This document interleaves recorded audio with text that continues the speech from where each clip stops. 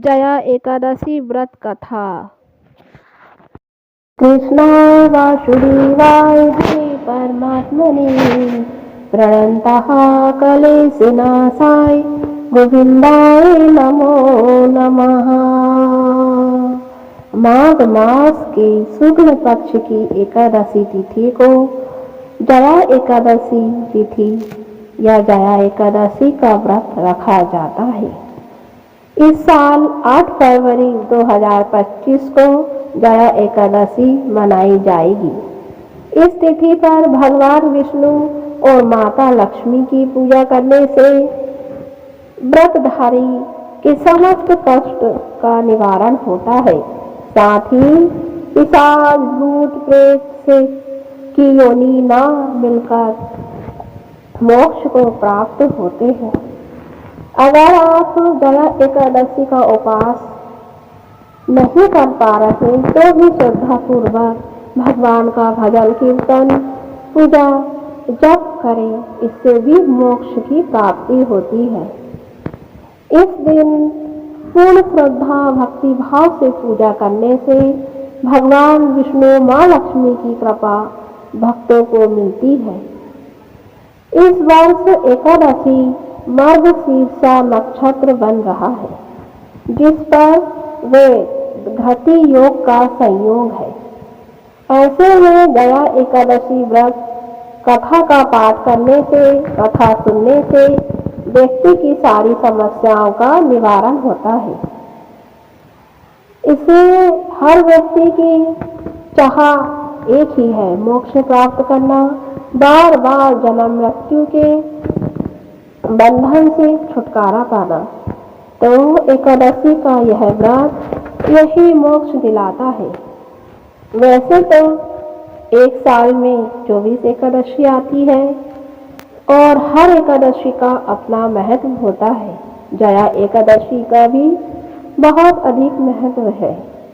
आइए हम इस जया एकादशी की कथा सुनते हैं। कथा सुनने मात्र से आपको मोक्ष की प्राप्ति होगी। कथा पूरी सुने। श्री शिवाय नमस्तुभ्यं। ओम कृष्णाय वासुदेवाय हरे परमात्मने प्रणतः कलेशनाशाय गोविंदाय नमो नमः। ओम कृष्णाय। जया एकादशी व्रत कथा। जया एकादशी का व्रत बेहद खास और महत्वपूर्ण माना जाता है। कहते हैं कि इस दिन व्रत रखने से साधक को भूत प्रेत और नकारात्मक शक्तियों से मुक्ति मिलती है। इस व्रत को लेकर ऐसा भी कहा जाता है, एक बार यमराज युधिष्ठिर ने श्री कृष्ण जी से पूछा कि माघ मास की एकादशी का क्या महत्व है। तो उसके उत्तर पर श्री कृष्ण ने कहा कि इसे जया एकादशी कहते हैं और इस दिन सच्चे भाव से उपवास और पूजा अर्चना करने से व्यक्ति को भूत पिशाच योनि का भय नहीं रह जाता। जया एकादशी के बारे में कहते हुए भगवान कृष्ण ने कहा कि एक बार की बात है, जब नंदन वन में उत्सव चल रहा था। उस उत्सव में सभी देवतागण और सिद्ध संत उपस्थित थे। माना जाता है यह चल रहे कार्यक्रम में गंधर्व गायन कर रहे थे और गंधर्व कन्याएं नृत्य कर रही थी।